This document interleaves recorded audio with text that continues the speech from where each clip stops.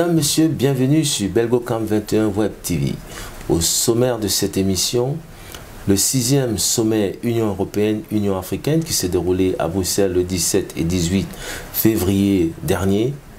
Pour en parler, je serai accompagné de M. Etoga Messina, qui est notre expert en communication corporate et marketing.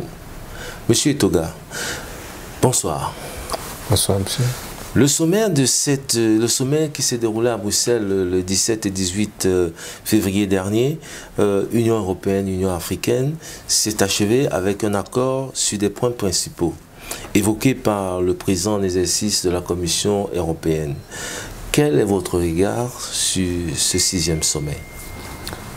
Mon regard, il est un peu mitigé parce que j'ai souvenance de la rencontre que le président Macron, en préparation à ce sommet, a eu à organiser dans son pays, je crois en 2021, où il a regroupé un parterre de chefs d'État africains pour discuter de la question économique, un sommet portant sur l'économie africaine.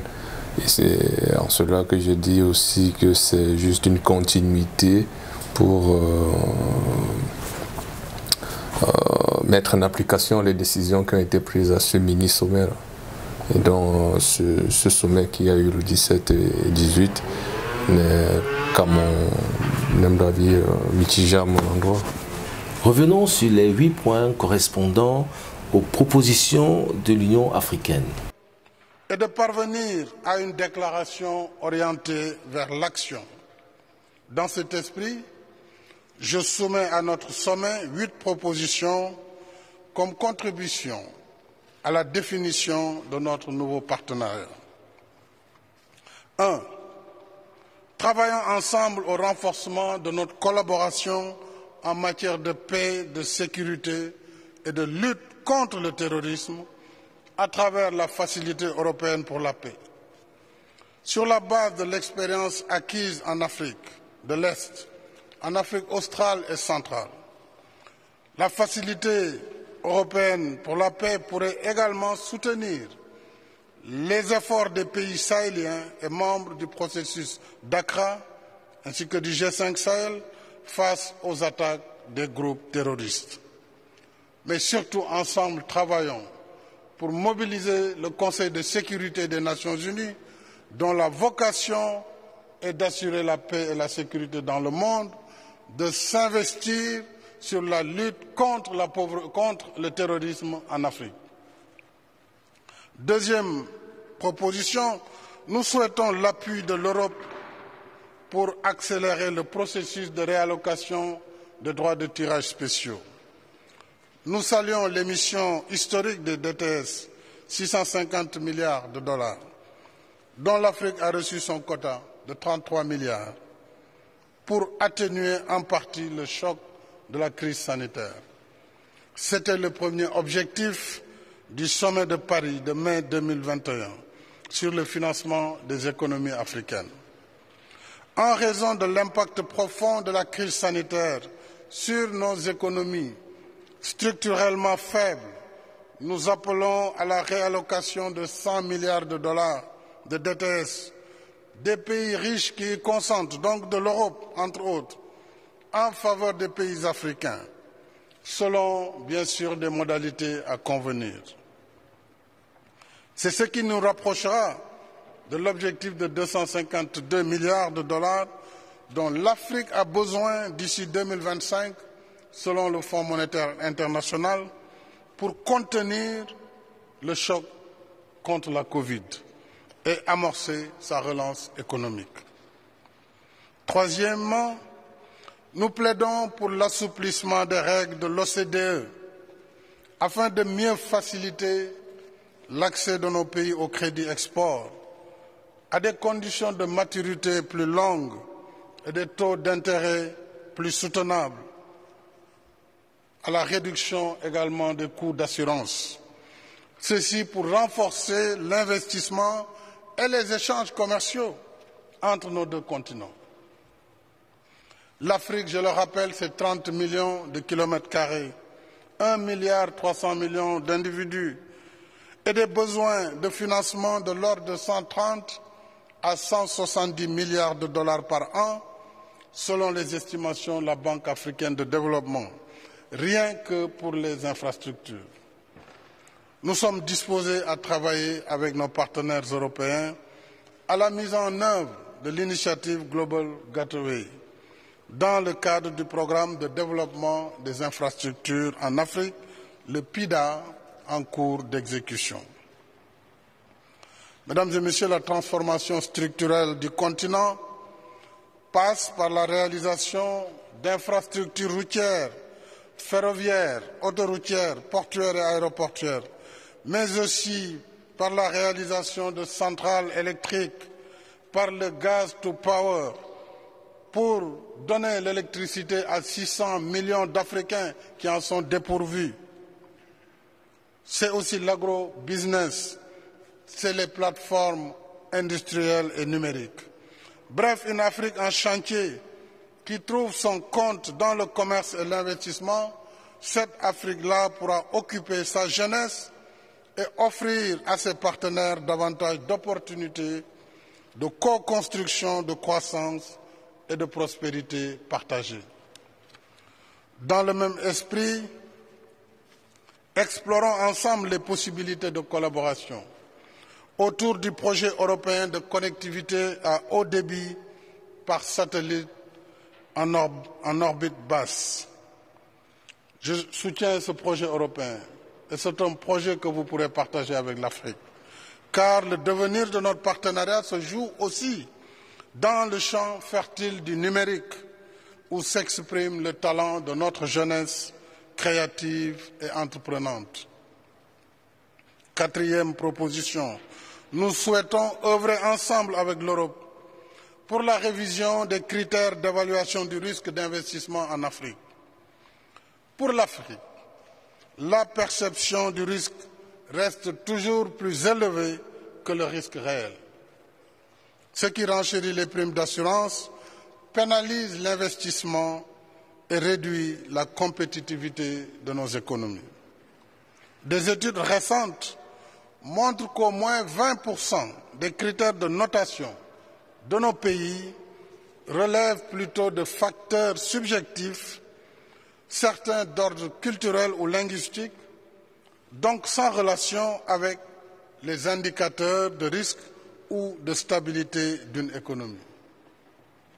Cinquième proposition, nous appelons à la simplification des formalités et procédures liées aux conditions de financement des projets, surtout en ce qui concerne le Global Gateway, dans le respect des règles de bonne gouvernance et de transparence. Trop souvent, ces formalités et procédures retardent la formulation et l'exécution des projets, ce qui fragilise l'action publique et suscite des attentes parfois déçues. 6. Agissons de concert pour un meilleur accès aux vaccins et le renforcement des capacités pharmaceutiques africaines. À l'épreuve de la pandémie Covid-19, l'Europe s'est montrée solidaire de l'Afrique par des dons consistants de vaccins dans le cadre de l'initiative COVAX et à titre bilatéral. J'exprime notre gratitude et nos remerciements à nos partenaires européens. Mais l'Afrique est également engagée dans la production de vaccins anti-Covid, notamment avec un certain nombre de pays comme l'Afrique du Sud, l'Algérie, l'Égypte et le Maroc. D'autres comme le Sénégal, le Rwanda, le Ghana, entre autres, s'y préparent activement. Nous invitons l'Europe à soutenir ce nouvel élan pour le renforcement de nos capacités pharmaceutiques et biotechnologiques au-delà de la riposte anti-Covid. 7. Conjuguons nos efforts pour la protection du climat et la justice climatique. L'Afrique soutient l'accord de Paris sur le climat. Nombre de nos pays développent à ce titre des initiatives de protection et de restauration de la biodiversité dans le cadre du projet continental de la Grande Muraille Verte. Pour un continent en retard sur le processus de développement et dont plus de 600 millions d'habitants vivent encore dans l'obscurité, la priorité pour nous, Africains, très clairement, c'est l'accès universel à l'électricité et l'industrialisation du continent. Et sur ce point, nous attendons beaucoup de ce sommet. Vous l'avez dit, il ne faut pas de langue de bois, mais sur les grandes attentes de l'Afrique, nous vous attendons sur la question énergétique, sur la transition énergétique. Je vous l'ai dit, 600 millions d'Africains sans électricité. Le continent a besoin d'électricité. Le continent a besoin de valoriser ses ressources naturelles. On attend de l'Europe une solidarité sur ce point très précis. Voilà pourquoi nous sommes pour le maintien du financement de l'industrie gazière et pour les hydrocarbures, pour une transition énergétique juste et équitable, tenant compte des besoins et contraintes spécifiques du continent. 8. L'Afrique appelle au rapatriement de son patrimoine. La restitution des œuvres africaines reste une priorité élevée pour nous parce qu'elles font partie de notre identité civilisationnelle. Si nous voulons bâtir une nouvelle éthique relationnelle Europe-Afrique, fondée sur le respect et la reconnaissance de la vérité historique, il nous faut conforter le travail déjà entamé dans le sens des recommandations du rapport Savoy-Sarr.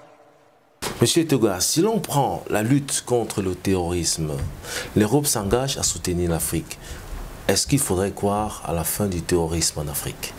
Non, non, l'Europe ne saurait s'engager à soutenir l'Afrique pour mettre fin au terrorisme, entre guillemets, parce qu'il y a des supputations qui tendent à montrer que c'est la mamelle nourricière du terrorisme est engendrée, ou alors c'est l'Occident. Parce que il y a des théories qui tendent à montrer que le terrorisme est importé d'un point à un autre, et avec ce qui s'est passé en Syrie, le terrorisme a été déporté de là pour la Libye, la destruction de la Jamaïque libyenne, c'est l'introduction du terrorisme dans le Sahel. Et vous voyez que les Européens, entre guillemets, la communauté internationale est venue apporter son soutien, soi-disant qu'elle combat contre le terrorisme. Est-ce que la question fondamentale, à mon humble avis, est de savoir est-ce qu'on peut combattre contre un phénomène social ou alors combattre contre les individus qui animent ce phénomène social. C'est-à-dire, est-ce qu'il faut combattre contre le terrorisme qui n'est qu'un mot, on constate qu'il y a le terrorisme, mais il faut combattre les terroristes qui permettent de considérer que le phénomène social qui existe là est catalogué comme terrorisme. Mais la communauté internationale ne combat pas les terroristes, elle combat le terrorisme. Et dans ce cas-là, comment identifier, c'est un peu fort mitigé l'implication de la communauté internationale dans la volonté de diminuer ou alors d'annihiler le terrorisme dans notre continent. Et donc je pense que c'est avec le rapport, je pense qu'on est parti pour encore beaucoup d'années si nos armées ne se reformatent pas pour eux-mêmes prendre en charge leur avenir. Les droits de tirage spéciaux, c'est l'un des accords majeurs de ce sommet. L'Europe, par la voix du président d'exercice de la Commission, Emmanuel Macron, a affirmé qu'il s'agit d'un droit de tirage partiel. On pourrait se poser la question de savoir pourquoi un droit de tirage partiel. Oh, oui, ici, là, on peut mettre en lumière le fait qu'il utilise le vocable partiel. Moi, à mon humble avis, quand je faisais des recherches sur la question, je me suis dit, au sommet dont je parlais, au mini-sommet qu'ils ont organisé à Paris, ils ont fait vœu de mobiliser non plus les 34 milliards qui étaient destinés à l'Afrique, mais doubler ou tripler la somme pour atteindre les 100 milliards, qui permettrait à ce que ces fonds soient reversés aux pays africains pour combattre ou alors mener à bien la lutte contre la pandémie à coronavirus. C'est en ce sens-là que les droits de tirage spéciaux ont été même évoqués par le Fonds monétaire international, qui est à la source ou à l'origine de cette action économique. Et donc, s'il évoque partiel, on peut supposer, selon moi, que les fonds n'ont pas été regroupés dans son entièreté, et il a parlé, je crois, de 20%, et c'est partiel, donc on peut supputer dans beaucoup de sens, mais je pense que l'origine, c'est au mini-sommet qu'ils ont organisé à Paris, où ils ont promis à l'Afrique de mobiliser la communauté internationale à ce que leurs droits de tirage spéciaux qui devraient être subdivisés à hauteur de 16 milliards de dollars, dans les 16 milliards de dollars, 82% de ces 16 milliards de dollars étaient destinés aux pays qui reversaient le plus. Il faut le dire, dans ce droit de tirage spéciaux que le FMI a mis en place pour venir en aide aux États, ceci en relation au fait qu'il y a une certaine augmentation de l'économie dans différents pays. Donc c'est une monnaie, d'abord le tirage spéciaux, c'est une monnaie internationale virtuelle, c'est pas du cash comme... et ça a été créé pour remplacer l'or. C'est par rapport à cela qu'ils ont mis en place. Maintenant, ils l'utilisent pour venir en aide à différents pays tels que les pays africains. Et donc, si Macron utilise partiel, moi, à mon humble avis, c'est parce qu'il a fait vœu de mobiliser 100 milliards pour venir en aide à l'Afrique. L'Afrique souhaite l'assouplissement des règles d'organisation de coopération et de développement économique. 130 à 170 milliards de dollars de besoins uniquement pour les infrastructures. 600 millions d'Africains dépourvus d'électricité. Est-ce que l'on assistera à une arrivée massive de multinationales sur le continent africain? Oh, oui, il y a une grosse bataille, qui est en train de se mener. Mais je ferai d'abord un parallèle sur la question qui me fut posée en relation avec le terrorisme. Vous voyez, et cela, je veux montrer aussi par là que l'implémentation ou l'arrivée des multinationales sur le continent africain n'est que le corollaire de l'influence que chaque pays de l'Occident a sur les pays dans lesquels elle veut s'installer. Et donc c'est un moyen d'influence et c'est un moyen de négociation qui permettrait à ceux-là de gagner des marchés sur le territoire. Et quand je le dis, vous voyez, le terrorisme c'est le moyen de contrôler les économies africaines, à mon sens. Parce que tout récemment, aux dernières nouvelles, il y a eu des militaires français, des légionnaires français qui ont été, en partance pour lutter contre le terrorisme, se sont retrouvés à Manu Militari parce qu'il est supposé, pour l'instant il est supposé, bien que l'ambassade de la France en Centrafrique a démenti l'information selon laquelle les légionnaires français ont essayé d'attenter à la vie du président de la RCA, Faustin Archange Touadéra. Et vous voyez que là, on vient pour combattre le terrorisme, mais on se retrouve à pratiquer le terrorisme. C'est pourquoi l'arrivée des Russes maintenant, avec son apport dans le maniement ou bien dans son infrastructure militaire, permet aux États de lutter, de faire alors maintenant une lutte anti-insurrectionnelle ou alors une lutte antiterroriste. Cela met à mal les anciennes puissances qui ont considéré l'Afrique comme leur marchepied, et donc ça ferait tout ce brouhaha dans les différentes sous-régions. Vous avez la région du Sahel qui est mise à sac, vous avez l'Afrique centrale qui tend à se stabiliser malgré les velléités de nos différents partenaires de jour, mais de nuit qui sont véritablement nos ennemis, pour la simple raison qui veulent gagner des marchés. Et pour qui? Pour les multinationales. Quand on parle de multinationales, ici on voit qui? On voit Bolloré, par exemple. Bolloré, c'est une multinationale. Il vient en Afrique pour investir. Mais dans la nuit, qu'est-ce qu'il fait? Il pratique la corruption. Il pratique le trafic d'influence. Il pratique plein de choses au compte de qui? Au compte de l'État français. Bolloré ne peut pas s'installer dans un pays africain sans toutefois avoir l'aval de Paris. Raison pour laquelle vous me permettrez de faire cette relation pour montrer en quoi il faut l'aval d'un pays pour faciliter l'implémentation du multinational dans un continent tel que l'Afrique. Bolloré connaît des problèmes aujourd'hui en France, des problèmes judiciaires. Vous pensez que l'Élysée ne l'a pas lâché dans certains dossiers qu'on considère comme flous, alors que les Africains ont ouvert les yeux que on se sent pillé ici et il faut faire quelque chose. Et donc là, l'État français ou alors la justice française a considéré que Bolloré ne joue plus le jeu de l'organe dirigeante français à ce qu'il ne remplit plus les mesures de renseignement. Il y a plusieurs choses qui rentrent dans l'implémentation des multinationales en Afrique.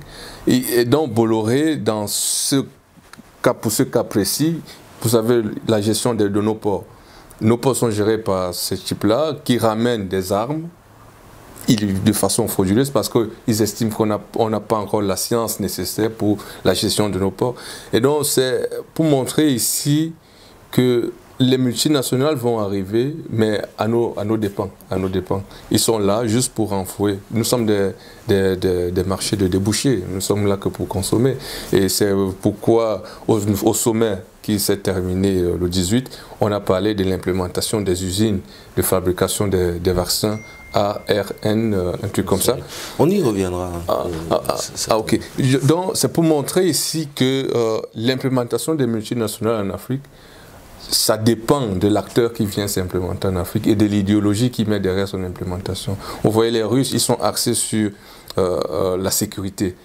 Parce que c'est juste la palissade que de dire que il n'y a pas d'État s'il n'y a pas de stabilité, il n'y a pas d'État s'il n'y a pas de sécurité. Et donc le pilier d'un État, c'est de construire d'abord sa sécurité. Et la sécurité permettra, n'est-ce pas, à mon sens, le développement. Si aujourd'hui la Centrafrique ne connaît pas le développement, c'est parce qu'elle a connu au moins 60 ans de coup d'État, 60 ans d'instabilité. Tout le temps, ça a été l'instabilité. Et donc, comment parler de développement dans un environnement instable? C'est en cela que l'arrivée des Russes met à mal nos partenaires traditionnels, j'ai envie de dire, pour que, vous voyez, il y a un trafic d'influence là maintenant, les batailles des grands pour contrôler, à mon sens, le continent africain. Tout à fait, contrôler le continent africain, mais nous sommes rentrés dans l'ère moderne de la fabrication de vaccins, l'ARN messager, qui sera produit dans certains pays africains. L'accord a été signé. L'Afrique, par la voix du président Macky Sall, en exercice de l'Union africaine, plaide pour un renforcement des capacités pharmaceutiques et biomédicales en Afrique. Assistera-t-on à la disparition de la pharmacopée africaine et de sa biodiversité qui est tant convoitée? J'ai envie de dire non, parce que l'Africain a su relever beaucoup de défis qui se sont posés à lui jusqu'ici. Et donc, pour moi, c'est une menace qui arrive. Moi, à mon sens, c'est une menace qui arrive et que l'Africain doit prendre conscience que l'investissement qui est fait, est-ce que c'est au profit, à son profit? Il y a les vaccins qui sont arrivés en Afrique. Pourquoi les Africains ne se vaccinent pas? Voilà la grande question. Est-ce que c'est parce que les vaccins sont chers? Non, c'est la gratuité, les vaccins sont gratuits. Mais on a posé cette question au sommet dont je parle, au président Macky Sall justement. Le président Macky Sall et au président Tshisekedi, ils ont botté en touche en imputant la faute à nos populations pour dire que on ne se vaccine pas parce qu'on croit encore aux activités fétichistes. Et il demandait en cela une aide, encore une fois de plus, de l'Occident dans la mobilisation de la diffusion de l'information auprès de la masse. Et vous voyez encore la multinationale, parce que c'est une multinationale française, RFI, qui fait votre concurrent dans la communication au sein de la communauté africaine, dans la diffusion de l'information. Et donc, nous sommes encerclés, mais le vaccin ne marche pas. Pourquoi? Donc ce n'est pas la construction de quelques 4 laboratoires qui permettra à ce que les Africains se vaccinent. Non, ils ont fait fausse route là. Mais ils ne font pas fausse route. Ça c'est une lecture d'un profane. Mais l'objectif ici est de faire tambour battant sur le fait qu'on fait le transfert. On fait le transfert de technologies en Afrique. On participe à une certaine collaboration saine qui renvoie à un New Deal avec les Africains parce qu'ils ont utilisé le concept de co-construction de ce projet, parce qu'ils estiment que les Africains ont co-construit l'implémentation de ce projet en Afrique. Bon, moi je vais poser la question à l'inverse. Qu'est-ce que les Africains ont co-construit en Europe? Non, je pense que la question elle est bien posée, mais on est des pays en voie de développement, donc on a besoin de l'apport, par exemple, de l'Organisation de coopération et de développement pour pouvoir se développer. Mais je dirais ici que c'est encore une chimère que de croire que l'aide au développement va nous aider. Je dis ça pourquoi? Parce que c'est quand même rigolo. On va nous considérer éternellement comme des pays pauvres. Restez des nôtres et à très bientôt.